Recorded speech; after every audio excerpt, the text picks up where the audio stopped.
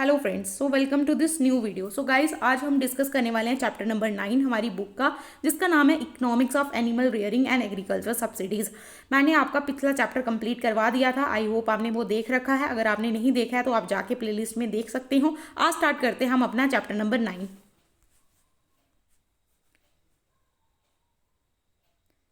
Chapter को देख के आपको समझ में आ गया होगा कि ये जो चैप्टर है ये किसके रिलेटेड है। यानी कि आज हम क्या कर रहे हैं, एग्रीकल्चर सब्सिडी एनिमल रियरिंग के बारे में यहाँ पे चैप्टर में डिस्कस करने वाले हैं। एनिमल रियरिंग यानी कि जानवरों को जो हम पालते हैं उनका हमें क्या एडवांटेजेस होता है, ठीक है। और साथ साथ में हम कवर करने वाले हैं जो हमारी एग्रीकल्चर सब्सिडीज हैं उसके बारे में, ठीक है।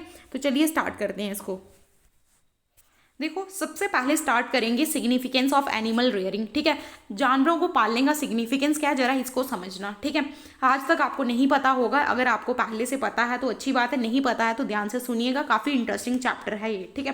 देखो, जैसे ही हमारा सिविलाइजेशन स्टार्ट हुआ ना, वैसे ही ह्यूमन जो थे वो एनिमल्स पे डिपेंड हो गए बहुत सी चीज़ों के लिए, ठीक है। हमें एनिमल से बहुत सी चीज़ें मिलती हैं, जैसे उनसे हमें मिल्क मिलता है, मीट, एग, ठीक है। और हमें क्लॉथिंग में हम उनसे वूल वगैरह लेते हैं, और लेबर के लिए भी जो जानवर हमारे काम आ रहे हैं, जैसे कि हॉर्स हो गया, ठीक है, एलिफेंट, कैमल, उनके ऊपर हम कितना लेबर लोड करके ले जाते हैं कोई सामान को, तो काफ़ी ज़्यादा मतलब इंपॉर्टेंट हमारे लिए जो जानवर हो जाते हैं। और सिक्योरिटी के पर्पज़ से आपने देखा होगा डॉग को, ठीक है, सिक्योरिटी के पर्पज़ से डॉग भी कितना ज़्यादा इंपॉर्टेंट हमारे लिए है। तो इस तरीके की जो भी डिज़ायरेबल क्वालिटीज़ जो हमने जानवरों में डेवलप की हैं थ्रू क्रिएटिंग बेटर ब्रीड्स, ये एक ह्यूमन का एक इंपॉर्टेंट अचीवमेंट है जो उसने उन जानवरों के अंदर लाया है जब से सिविलाइजेशन स्टार्ट हुई है, ठीक है। अब ह्यूमन ने कंसिस्टेंटली क्या किया है, जानवरों को कोशिश की है कि जानवरों की जो ब्रीड्स हैं उनको इम्प्रूव किया जाए ताकि वो ज़्यादा से ज़्यादा ह्यूमन के लिए यूज़फुल हो सके, ठीक है। और जो ब्रांच ऑफ साइंस जो कहीं ना कहीं डील करती है, कहीं ना कहीं स्टडी करती है वेरियस डोमेस्टिकेटेड एनिमल्स का, उनका मैनेजमेंट कैसे करना है ताकि वो जानवर हमें अच्छे से अच्छे प्रोडक्ट्स दे पाएँ, अच्छे से अच्छी सर्विसेज दे पाएँ, उन्हीं को हम क्या बोलते हैं, एनिमल हस्बेंड्री, ठीक है। यहाँ तक क्लियर हो गया। उसके बाद स्टार्ट करते हैं, आखिरकार ये वर्ड जो है हस्बेंड्री, इसका मतलब क्या होता है, जरा ये समझते हैं, ठीक है। तो देखो, यहाँ पे हम देखते हैं ये आखिरकार ये वर्ड हस्बैंड का क्या मतलब होता है, ठीक है। तो ये जो हस्बेंड्री वर्ड है ये हस्बैंड से लिया गया है, ठीक है। हस्बैंड का क्या मतलब होता है, जो केयर करता है, वन हु टेक्स केयर, ठीक है, ये मतलब होता है। और जब हम इसके वो प्रॉपर यूटिलाइजेशन के लिए लेकर आते हैं, इसकी प्रॉपर स्टडी करती हैं, यहाँ पे सिग्निफिकेंट डोमेस्टिकेटेड एनिमल्स की बात करते हैं, उसी को हम क्या बोलते हैं, लाइव स्टॉक मैनेजमेंट, ठीक है। क्या बोलते हैं, लाइव स्टॉक मैनेजमेंट, ठीक है। अब देखो, यहाँ पे मैंने एक लाइन लिखी हुई है, ये आपकी बुक में अवेलेबल नहीं है बट मैंने लिखी है ताकि आपको थोड़ा सा अंडरस्टैंडिंग डेवलप हो, ठीक है। देखो, यहाँ पे मैंने क्या लिखा है कि 20 मिलियन लोग जो है आज के टाइम पे डिपेंडेंट है अपने लाइव स्टॉक के ऊपर, ठीक है। क्या लिखा है बेसिकली मैंने कि 20 मिलियन पीपल जो है आज भी डिपेंडेंट है अपने लाइवलीहुड पे, अपने लाइवलीहुड के लिए किस सेक्टर पे, लाइव स्टॉक सेक्टर पे। तो यानी कि इस लाइव स्टॉक सेक्टर का काफ़ी बड़ा इंपॉर्टेंस हमारे इकोनॉमी में आपको देखने को मिल जाएगा, ठीक है। उसके बाद अगर हम स्टार्ट करें एनिमल्स का थोड़ा सा कैटेगराइजेशन देखें तो हमारे पास ना दो तरीके के जानवर होते हैं। एक तो हमारे जो है वाइल्ड एनिमल्स हो गए, ठीक है,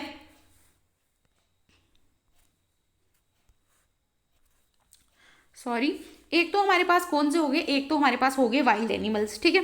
कौन से हो गए, एक हमारे पास वाइल्ड एनिमल्स और दूसरे हमारे पास हो गए डोमेस्टिकेटेड एनिमल्स, जो कि बेसिकली हम अपने घरों में भी पाल रहे हैं, ठीक है। इससे आपको समझ में आ जाएगा, ठीक है। अब देखो, वाइल्ड एनिमल्स ना ये हमारे यूज़ के इतने होते नहीं है, जैसे हमारे लिए जो लाइन, टाइगर, राइनोसोर, डीर, ये हमारे लिए इतने ज़्यादा काम के तो है नहीं है। लेकिन हमारे लिए जो टेम्ड एनिमल्स है, जिनको हमने पाला हुआ है, उनको हमने ट्रेन किया है और ये ह्यूमंस के लिए कहीं हद तक यूज़फुल है। जैसे इसमें हमारा एलिफेंट, चिंपैंजी, गोरिल्ला, यॉक वगैरह आ जाते हैं। लेकिन अगर हम बात करें डोमेस्टिकेटेड एनिमल्स की तो ये काफ़ी यूज़फुल होते हैं होम में, और ईजिली हम इनको अच्छे से ह्यूमन इनको लुक आफ्टर कर सकता है। तो जो कॉमन डोमेस्टिकेटेड एनिमल्स जो लोग आज घरों में पाल रहे हैं वो कौन कौन से जानवर हैं, वो हमारे dogs, horses, cows, sheep, buffalo, ठीक है। ये सारे जानवर जो हैं आज के टाइम पे घरों में पाले जा रहे हैं, ठीक है।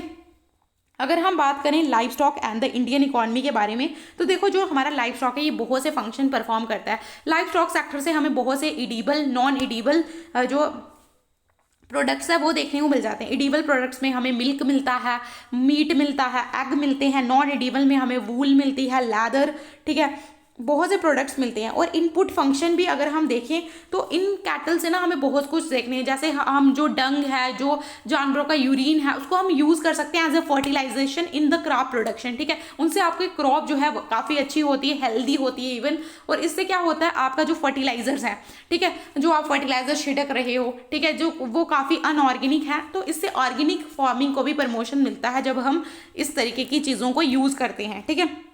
अगर हम बात करें इकोनॉमिक फंक्शंस की, ठीक है, तो ये जो सेक्टर है ना, ये काफ़ी ज़्यादा हमारे लिए इम्पॉर्टेंट है। इस सेक्टर अगर देखो कोई जो किसान था, ठीक है, वो एग्रीकल्चर कर रहा था, ठीक है, लेकिन मानो उसकी क्रॉप किसी वजह से ख़राब हो गई। अब उसकी क्रॉप ख़राब हो गई है, तो अब अगर उसके पास जानवर होंगे तो उसके पास एक ऑप्शन तो अवेलेबल होगा कि वो उसका एक बैलेंस बना रहेगा। लेकिन अगर वो जानवर ही नहीं पाल रहा है, बिल्कुल वो इन पे डिपेंड था, अपनी क्रॉप पे डिपेंड था, अब उसकी क्रॉप ख़राब हो गई है, तो इसकी वजह से उसको क्या हो जाता है, फिर उसका जो डिसबैलेंस वो क्रिएट हो जाता है। तो हम बोल सकते हैं कि जो एनिमल रियरिंग है, इसका एक और सिग्निफिकेंस है कि ये जो हमारे फार्मर्स हैं उनकी जो इनकम है उसको भी रेज करने में हेल्प करता है।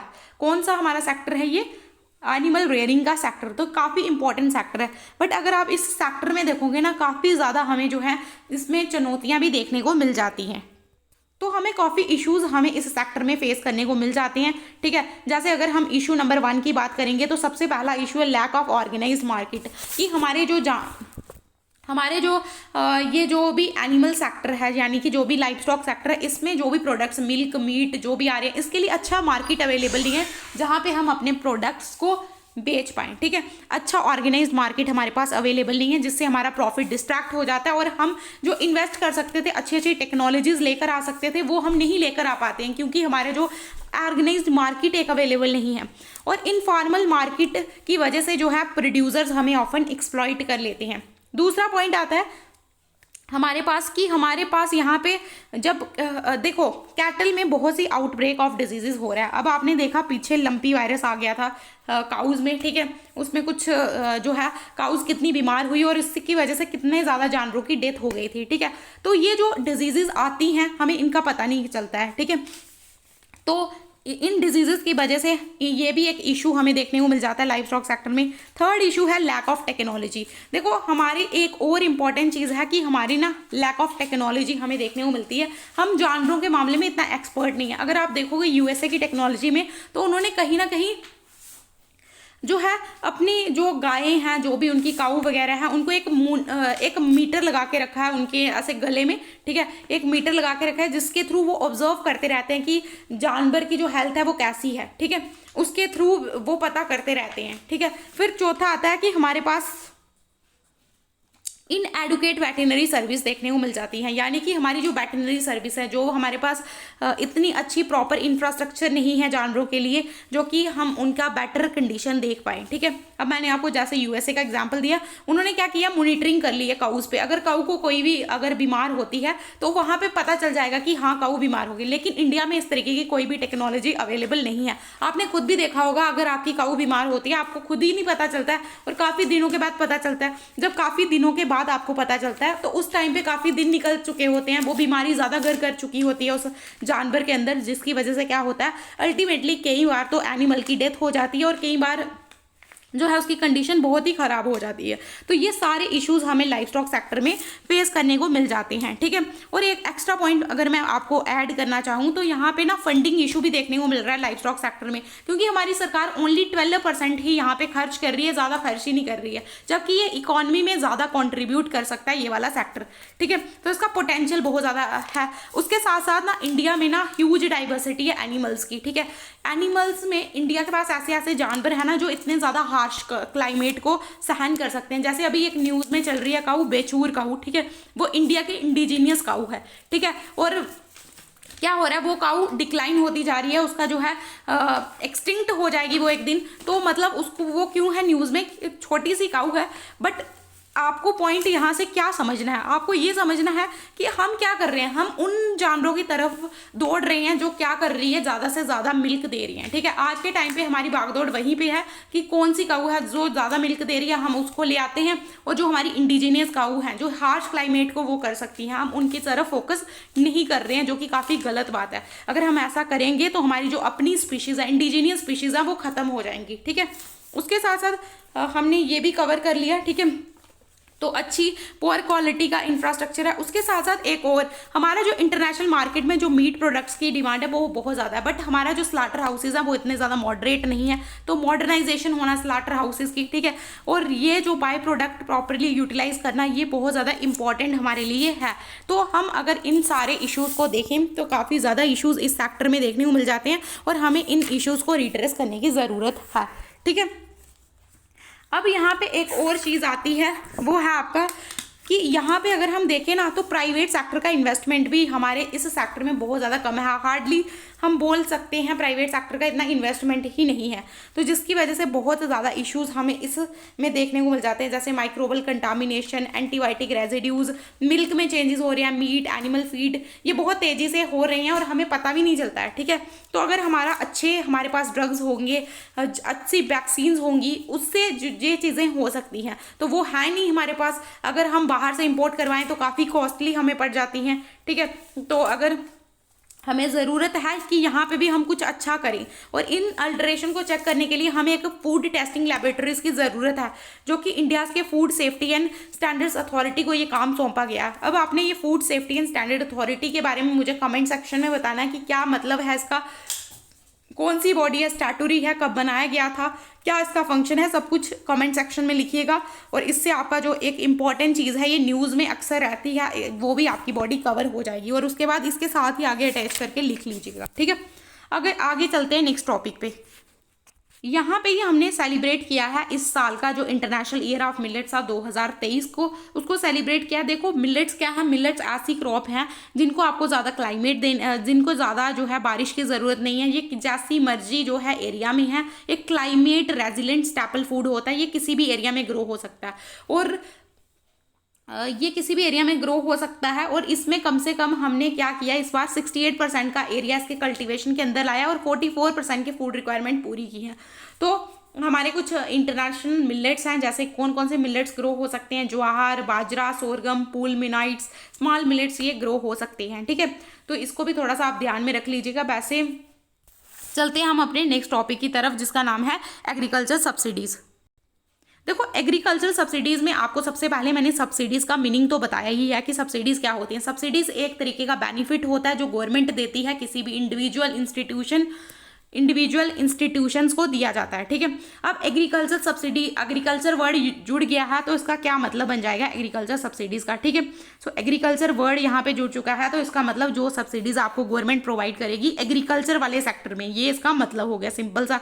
ठीक है, अब एग्रीकल्चर सब्सिडीज़ एक गवर्नमेंट फाइनेंशियल सपोर्ट देती है, ये किसको देगी, फार्मर्स को देगी एंड एग्री बिजनेस को देगी, ताकि वो अपनी इनकम को सप्लीमेंट कर सकें, एग्रीकल्चर कमोडिटीज़ की जो सप्लाई है उसको मैनेज कर पाएँ। ठीक है, इसके लिए ही एग्रीकल्चर सब्सिडीज़ फार्मर्स को दी जाती हैं। देखो एग्रीकल्चर सब्सिडीज़ ना एक इंसेंटिव है, एक ऐसा तरीका है जिसके थ्रू हम अपनी कंट्री में जो क्रॉप का प्रोडक्शन है, जो एग्रीकल्चर का डेवलपमेंट है, उसको ज़्यादा से ज़्यादा प्रमोट कर सकते हैं। ठीक है, तो एग्रीकल्चर सब्सिडीज़ काफ़ी ज़्यादा हम बोल सकते हैं कि एग्रीकल्चर डेवलपमेंट को प्रमोट करती हैं। इससे जो हमारी एग्रीकल्चर का प्रोडक्शन है वो ज़्यादा होता है, और साथ में वेरी इंपॉर्टेंट पॉइंट कि ये सेल्फ सफिशिएंसी को अटेन करने में हेल्प करता है। देखो अब आपको लग रहा होगा ये सेल्फ सफिशिएंसी क्या है। ठीक है, एक बात को अच्छे से समझना, हमारी कंट्री की पॉपुलेशन कितनी ज़्यादा है, नंबर 1 पे इंडिया आज है पॉपुलेशन के मामले में। ठीक है, अगर इतनी बड़ी पॉपुलेशन को हमें खाना प्रोवाइड करना है तो हमें क्या ज़रूरत है, हम ज़्यादा से ज़्यादा सेल्फ सफिशिएंस हो एग्रीकल्चर प्रोडक्शन के मामले में। ठीक है, अगर हम एग्रीकल्चर प्रोडक्शन के मामले में ज़्यादा से ज़्यादा सेल्फ सफिशिएंट होंगे तो हम तभी ही जो है इतने लोगों को फूड प्रोवाइड कर पाएंगे। ठीक है, तो इसीलिए गवर्नमेंट ने इन पॉलिसीज़ को लाया है ताकि जो हम फूड प्रोडक्शन है उसको ज़्यादा से ज़्यादा इंक्रीज़ कर सकें। और यहाँ से हमने एक्सपेक्ट किया है कि सब्सिडीज़ की वजह से क्या हुआ है, अच्छा बेटर क्रॉपिंग पैटर्न्स देखने को मिला है, एम्प्लॉयमेंट जो है लोगों को मिला हुआ है, और जो बेनिफिशरीज की इनकम है वो भी बढ़ी है। और बहुत सी डेवलपमेंट प्रोग्राम्स में सब्सिडीज़ जो है वो एक डेवलपमेंटल इनपुट जो है कहीं ना कहीं दिया जा रहा है। जो भी ऑब्जर्वेबल चेंजेस हमने क्रॉपिंग पैटर्न में देखी हैं, तो जहाँ पे जो भी एम्प्लॉयमेंट लेवल है, जहाँ जो भी इनकम्स हैं, ठीक है, ये काफ़ी तेज़ी से बढ़ी हैं इन सब्सिडीज़ की वजह से। ठीक है, अब आप एग्रीकल्चर सब्सिडीज़ का थोड़ा एक इम्पॉर्टेंट समझो। ठीक है, देखो यहाँ पे मैंने फ्लो चार्ट लाया है आपके लिए ताकि आप इजीली समझ सको। अब एक फार्मर को सब्सिडी मिली, ठीक है, अब फार्मर को सब्सिडी मिली तो वो क्या करेगा, उसको अच्छे अच्छे इनपुट्स लेने के लिए वो दुकान में जाएगा। इनपुट्स में क्या आ गया, हमारे सीड्स आ गए, हमारे फर्टिलाइजर्स आ गए। ठीक है, तो उसने अच्छे अच्छे सीड खरीदे, अच्छे अच्छे फर्टिलाइजर्स खरीदे। ठीक है, अब उसने अच्छे अच्छे सीड्स खरीद लिए, मतलब एक्सेस हो गया, उसको क्वालिटी इनपुट्स मिल गए हैं। ठीक है, अब यहाँ पे नीचे चले जाना यहाँ से, अब उसके पास अच्छे इनपुट्स मिल गए, अच्छे से उसने क्रॉप ग्रो किया, तो उसकी क्रॉप में इंक्रीज हो जाएगा, यानी कि उसकी जो प्रोडक्टिविटी है वो इंक्रीज हो गई। अब फार्मर्स की जो प्रोडक्टिविटी है जब इंक्रीज हो जाएगी तो इससे फार्मर को जो प्रोडक्टिविटी इंक्रीज हुई तो इससे फार्मर को बेटर इनकम मिली। ठीक है, अब बेटर इनकम मिली फार्मर्स को, तो फार्मर्स का जो इनकम लेवल है वो बढ़ गया, तो इससे फार्मर्स को भी फायदा हो गया। ठीक है, तो ये एग्रीकल्चर सब्सिडीज़ का आप फ्लो चार्ट अपने पास स्टोर करके रख सकते हो। ठीक है, इससे आपको काफ़ी हेल्प मिलेगी। ये एग्रीकल्चर सब्सिडीज़ का फ्लो चार्ट है जिसके थ्रू आप समझ सकते हो कि सब्सिडी से क्या क्या हो रहा है। ठीक है, उसके बाद समझते हैं एक आगे जो हमारे थोड़े से टॉपिक्स हैं। ठीक है, इनको समझते हैं। देखो, एक आती है एक्सप्लिसिट इनपुट सब्सिडीज़ का कॉन्सेप्ट। चलो यहीं पे लिख लेते हैं। ठीक है, तो सबसे पहला वाला कॉन्सेप्ट क्या है, एक्सप्लिसिट इनपुट सब्सिडीज़। देखो ध्यान से समझिएगा, ये क्या है आपकी एक्सप्लिसिट सब्सिडीज़। ठीक है, इसका मामला क्या है इसको समझते हैं अच्छे से। ठीक है, तो एक्सप्लिसिट सब्सिडीज़ क्या होती हैं, देखो एक्सप्लिसिट इनपुट सब्सिडीज़ वो होती हैं जो पेमेंट फार्मर्स को दी जाती हैं ताकि वो अपने इनपुट कास्ट को ले सके। इनपुट में उसको सीड फर्टिलाइजर जो भी लेना है वो कास्ट फार्मर्स को दी जाती है डायरेक्टली। ये जो एक्सप्लिसिट पेमेंट्स है ये डायरेक्टली फार्मर को दी जाती हैं। फॉर एग्जांपल उसको सब्सिडीज़ दी जाती हैं इंप्रूव्ड या हाई यील्डिंग वैरायटी सीड्स के लिए। ठीक है, प्लांट प्रोटेक्शन केमिकल्स दिए जाते हैं, इक्विपमेंट्स दिए जाते हैं, एग्रीकल्चरल इंप्लीमेंट्स दिए जाते हैं अच्छे अच्छे ताकि वो यूज़ करें उनका। मिनी किट्स दिए जाते हैं जिसमें seeds, fertilizer, plant protection chemicals होते हैं। ठीक है, तो ये सारी चीज़ें किस में आती हैं, ये आती हैं सारी चीज़ें एक्सप्लिसिट सब्सिडीज़ के अंदर। ठीक है, अब ये सब्सिडीज़ जो हैं ये कौन कौन से फार्मर्स को दी जाती हैं, तो जो हमारे स्मॉल प्लस जो हमारे मार्जिनल फार्मर्स हैं उनको इस प्रकार की सब्सिडीज़ दी जाती हैं। ठीक है, या फिर जो शेड्यूल कास्ट या शेड्यूल ट्राइब से बिलोंग करते हों। इन सब्सिडीज़ का एम है कि फार्मर्स को ज़्यादा से ज़्यादा मोटिवेट करके रखना कि वो अच्छी अच्छी न्यू टेक्नोलॉजीज़ को अडॉप्ट करें जब भी वो एग्रीकल्चर करें। ठीक है, अब जो कवरेज है इन सब्सिडीज़ का, इसमें आपको क्रॉप्स मिलती हैं, इनपुट्स, ये सारी चीज़ें आपको दी जाती हैं। जो भी चेंज हो रहा है टाइम टू टाइम वो फार्मर्स को दिया जाता है ताकि फार्मर्स न्यू टेक्नोलॉजी का यूज़ करें और इससे जो एग्रीकल्चर प्रोडक्शन है वो इंक्रीज हो। तो एक जो एक्सप्लिसिट सब्सिडीज़ हैं यहाँ पे सिर्फ ओनली स्मॉल फ्रैक्शन का डेवलपमेंट हो देखने को मिलता है जो कि हमारी सेंट्रल और स्टेट गवर्नमेंट प्रोवाइड करवाती है। ठीक है, अब आती है नेक्स्ट सब्सिडीज़ आपकी आती है जिसको बोलते हैं हम इम्प्लीसिट इनपुट सब्सिडीज़। अब ये इम्प्लीसिट सब्सिडीज़ क्या होती है, ठीक है, इम्प्लीसिट सब्सिडीज़ क्या होती है ज़रा इसको समझो।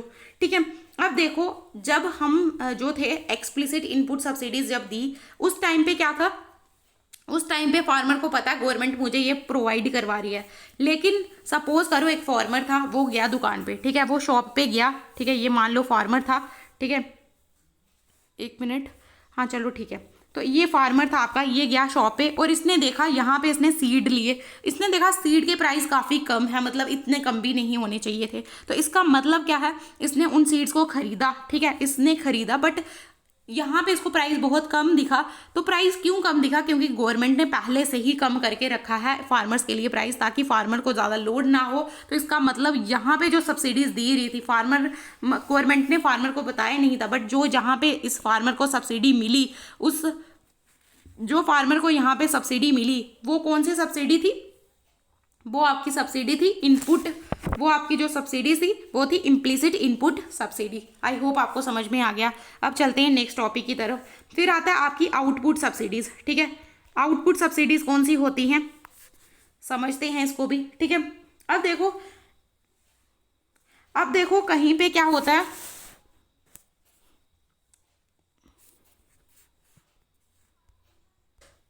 गाइज अब हम स्टार्ट करते हैं आउटपुट सब्सिडीज़ को। आउटपुट सब्सिडीज़ क्या होती हैं? देखो आउटपुट सब्सिडीज़ में क्या होता है, यहाँ पे क्या करते हैं एग्रीकल्चर सेक्टर में जो हमारी गवर्नमेंट है वो कुछ जो मिनिमम सपोर्ट प्राइस हमारे फार्मर्स को प्रोवाइड करती है ताकि वो अपनी क्रॉप्स को जो है डोमेस्टिक मार्केट में बेच पाएँ, ठीक है। एक एश्योरेंस प्राइस उनको दे देती है, MSP, ठीक है, मिनिमम सपोर्ट प्राइस। इसको नेक्स्ट चैप्टर में भी हम कवर करेंगे इस आउटपुट सब्सिडीज़ के बारे में, ठीक है।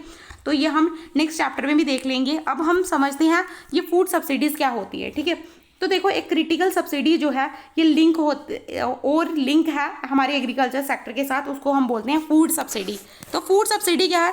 देखो अब हमारी जो एक ट्विन पॉलिसी है कि हम जो है एक तो फूड ग्रेन के जो प्रोड्यूसर्स हैं उनको मार्केट सपोर्ट देंगे और एटलीस्ट जो उनकी रिक्वायरमेंट है फिर हम उनको कंज्यूमर्स तक पहुंचाएंगे। देखो हमने क्या किया, हमने प्रोड्यूसर्स को एक सपोर्ट प्राइस प्रोवाइड कर लिया, ठीक है। उसके बाद कंज्यूमर को भी हमें वो एक रीजनेबल प्राइस में वो क्रॉप पहुंचानी है, ठीक है। ये हमारी रिस्पॉन्सिबिलिटी है। सेंट्रल गवर्नमेंट चाहेगी कि उनको भी एक रीजनेबल प्राइसेस में ये चीज़ पहुंचाई जाए ताकि हम एक बफर स्टॉक को मेंटेन कर सकें और साथ साथ में हमें इतना क्रॉप अपने पास रखना है ताकि अगर आने वाले टाइम पे कोई एक एमरजेंसी की सिचुएशन भी आ जाए तब भी हमारे पास जो खाना है वो नेशनल सिक्योरिटी के लिए प्रोवाइड हो, ठीक है। तो ये हमें चाहिए। तो यहाँ पे फूड सब्सिडीज़ का वही कॉन्सेप्ट है कि यहाँ पे जो है कंज्यूमर्स को जब हम क्या करते हैं उनको जो है छूट देते हैं, उसको हम बोलते हैं फूड सब्सिडीज़, ठीक है। एक रीजनेबल प्राइसेस में उनको प्रोवाइड करते हैं फूड, ठीक है। सो इसको हम फूड सब्सिडीज़ बोलते हैं और ये जनरली हमें यूनियन बजट में देखने को मिल जाती है, ठीक है। तो ये था आज का वीडियो लेक्चर। अगर आपको वीडियो पसंद आई है please like share and subscribe. Meet you in the next video. Till then bye bye.